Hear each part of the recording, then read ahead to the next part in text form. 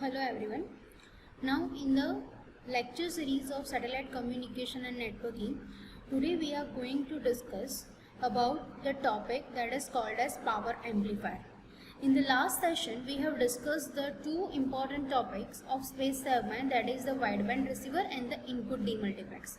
Now in each and every topic we have seen that there is a block which is called as power amplifier.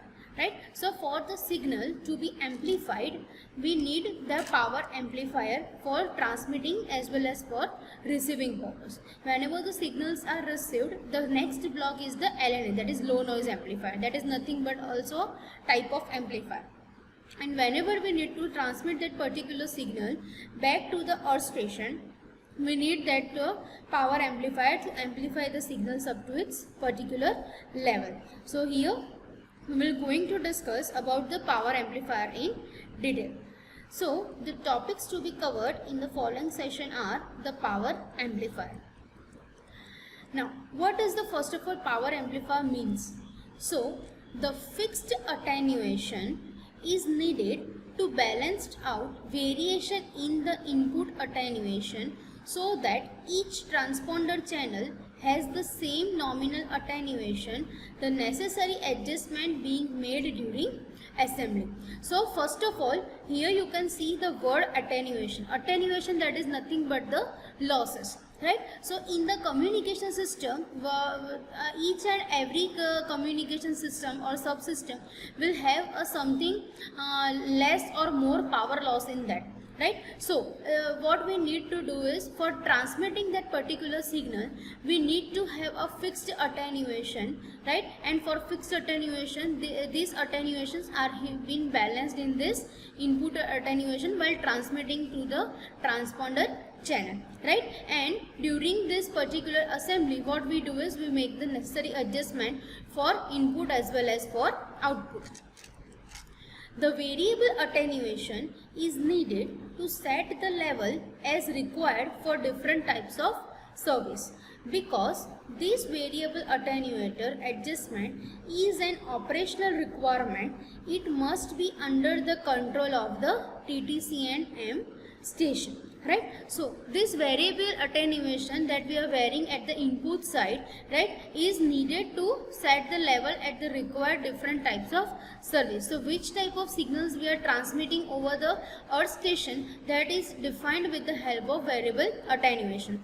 Now this variable attenuator adjustment can be done on the with the control of TTC and N station at the ground station, right? So this attenuation, this power amplifier is a part of a space segment, but the control of this power amplifier, the attenuation which we are varying through, that is varied through the control of the ground station. For the power amplifier we are using TWT, that is traveling wave tube amplifiers. So traveling wave tube amplifiers, TWTA, are widely used in transponders to provide the final output power required to transmit the antenna. So what we are here, the another type of power amplifier, as on the receiving side we are using low noise amplifier, that is LNA. Similarly, for transmitting the signals from the satellite antenna, we are using TWTA structures, that is traveling wave tube amplifier structures, which is a slow wave structure for the high power amplifier. Figure 1 shows the schematic of traveling wave tube TWT and its power supplies. Now in the next slide we are going to discuss, this is the figure of TWTA structure, that is the traveling wave tube amplifiers. Now in this traveling wave tube amplifier, it is a part of transponder. So what is to be carried out? So first of all, here it is a cathode and here there are anode plates, as you can see in this dark blue line, right? So from the cathode, a electron beam, that is number of electrons traveling in a line, are passed through this anode and it will having a form in the form of wave structure.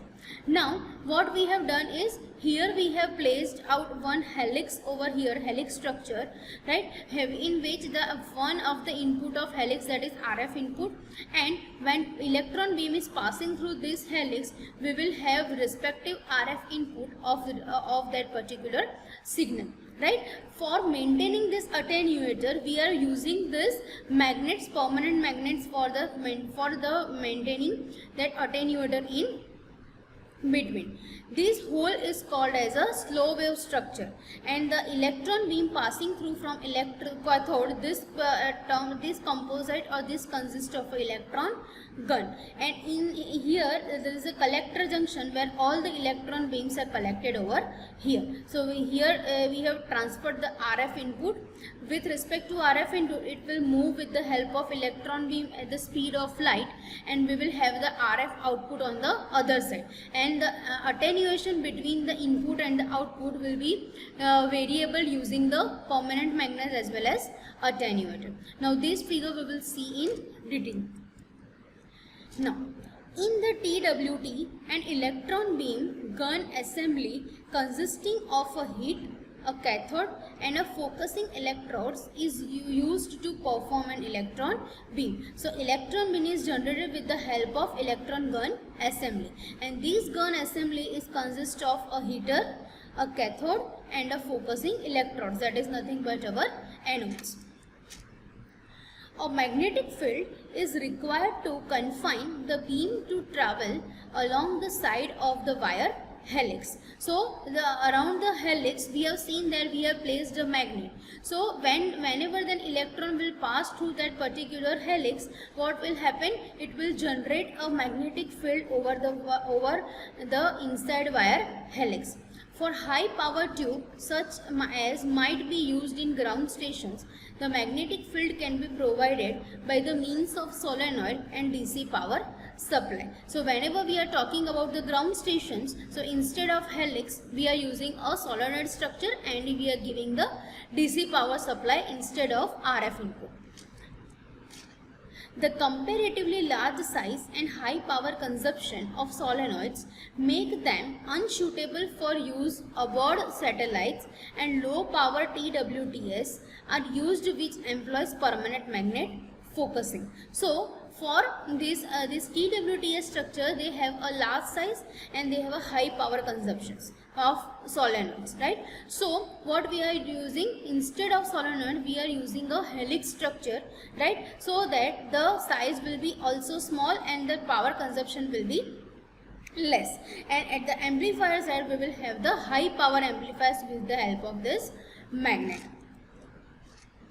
The wave actually will travel around the helical path at close to the speed of light, but it is the axial component of wave velocity which interacts with the electronic beam. So what will happen in the figure? So whenever the electron beam will pass, at the same time the RF input will also have a DC power, also will have a power supply.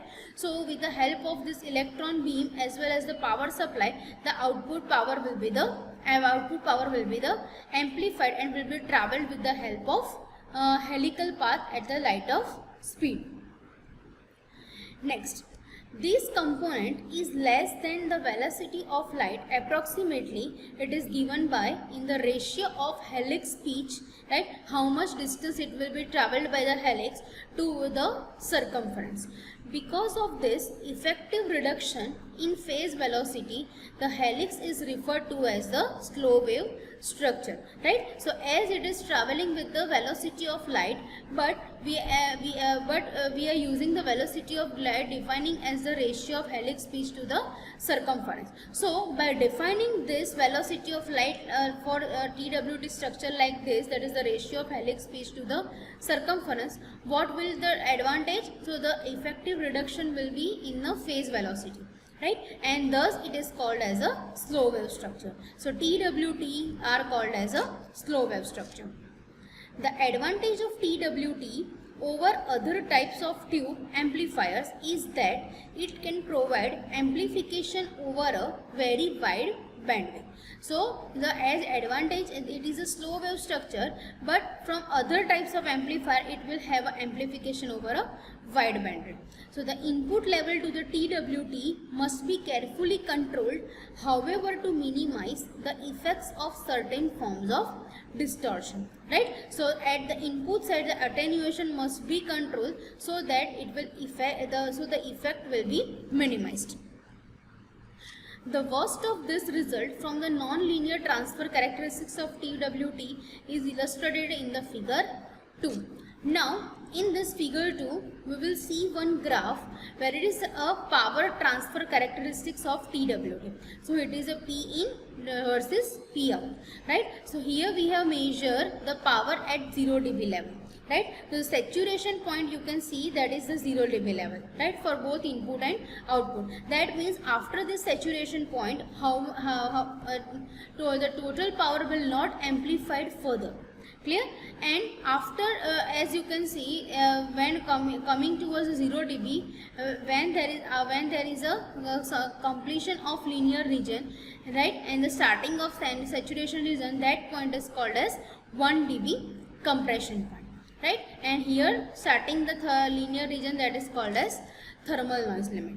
So at low input power the output input power relationship is linear. So as the power is low it will have the linear relationship, that is the decibel change in input power will produce the same decibel change in output power. That means P in that will be equal to P out, right?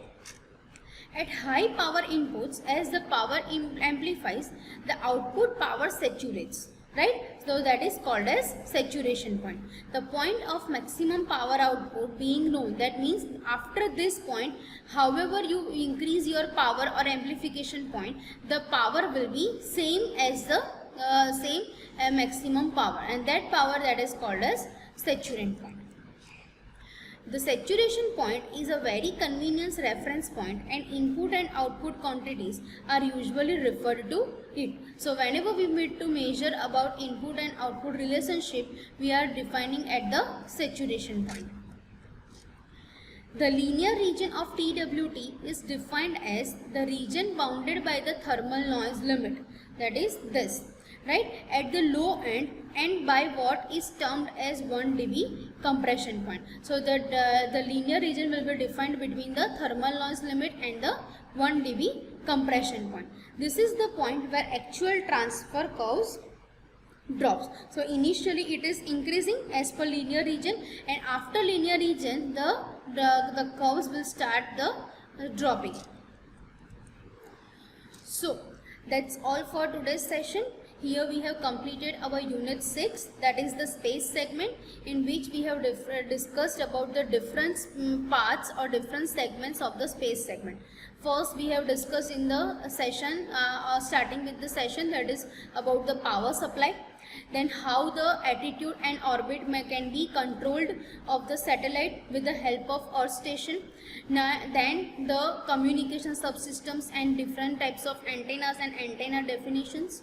Then we have studied about the most important, that is TTC&M, telemetry, tracking, command and monitoring. After that again the most important topic, that was the transponders in the satellite system, right? Then we have discussed about the wideband receivers, input demultiplexer, and in today's session last topic we have discussed about the power amplifiers. So that's all for today's session. Thank you.